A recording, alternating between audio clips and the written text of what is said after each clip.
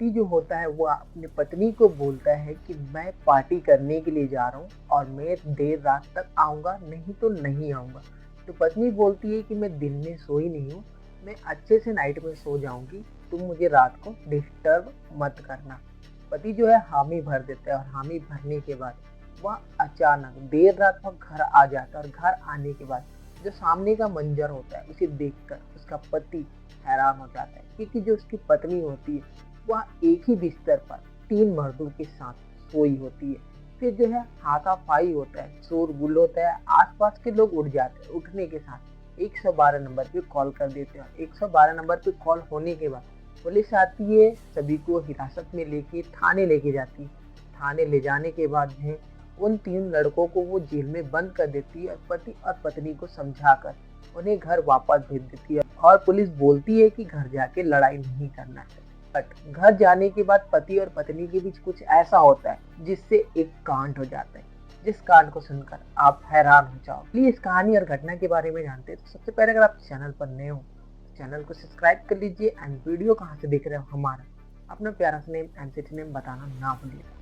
मेरा नाम हेमंत है। ये कहानी और घटना जो है उत्तर प्रदेश के फतेहपुर से, जहाँ पे एक श्वेता सिंह नाम की लड़की होती है और एक सचिन सिंह नाम का लड़का होता है। दोनों जो है कोर्ट मैरिज करते हैं। दोनों के घर वाले इस शादी से नाखुश थे। इस वजह से सचिन और श्वेता जो है फतेहपुर छोड़कर वो गुजरात चले जाते हैं। गुजरात जाने के बाद जो है वह 1 महीने तक वहाँ काम करते हैं। काम करने के बाद जो है फिर से वो 1 महीने बाद लखनऊ आ जाते हैं। लखनऊ आने के बाद जो है सचिन जो है रेंट पे लेकर ऑटो चलाने का काम करता था और लखनऊ में ही एक हॉस्पिटल होता है जहाँ पे वो रेंटेड रूम पे रहना स्टार्ट करते हैं।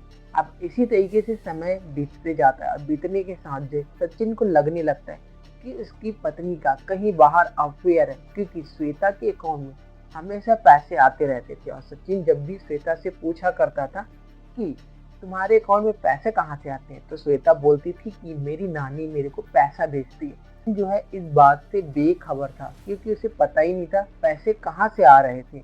अब सचिन जो है 16 जनवरी पार्टी करने जा रहा हूँ बोल के अपनी पत्नी को बोलता है, तो पत्नी भी बोलती है कि मैं दिन में सोई नहीं थी, तो मैं रात में अच्छे से सो जाऊंगी, मुझे डिस्टर्ब मत करना। ये 9 बजे रात को जब सचिन श्वेता को कॉल करके बोलता है कि मैं नाइट को नहीं आने वाला हूँ। फिर जो सचिन होता है वो देर रात आता है घर और जो सामने का दरवाजा होता है उसमें रस्सी लगा होता है। रस्सी खींचते ही शटर खुल जाता है। खुलने के बाद जब वो अंदर दाखिल होता है तो जो सामने का मंजर होता है वो वाकई हैरान करने वाला था, क्योंकि सचिन देखता है कि उसकी पत्नी 3 लड़कों के साथ एक ही बिस्तर पर सोई थी।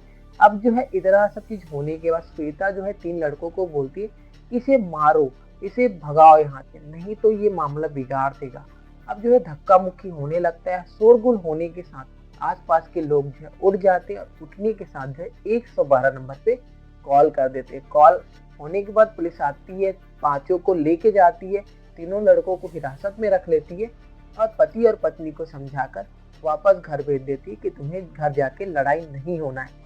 श्वेता और सचिन जो है घर आते हैं। घर आने के बाद जो श्वेता होती है वो सचिन को धमकी देने लगती है कि सुबह तो मैं उन तीनों को छुड़ा लूंगी, लेकिन तुम्हारा क्या होगा, तुम्हें तो मैं फंसा दूंगी। इस तरीके से श्वेता जो है सचिन को बोलने लगती है। अब सचिन जो है आग बबूला हो जाता है। सचिन को ये भी नहीं पता था जिस लड़की के लिए उसने अपना सारा कुछ लौटा दिया वही लड़की गैर मर्दों के साथ एक ही बिस्तर पर सोई थी। और सचिन जो है आग बबूला होकर अपनी पत्नी का गला दबा के हत्या कर देता है और हत्या करने के बाद जो है वो वहां से भाग जाता है।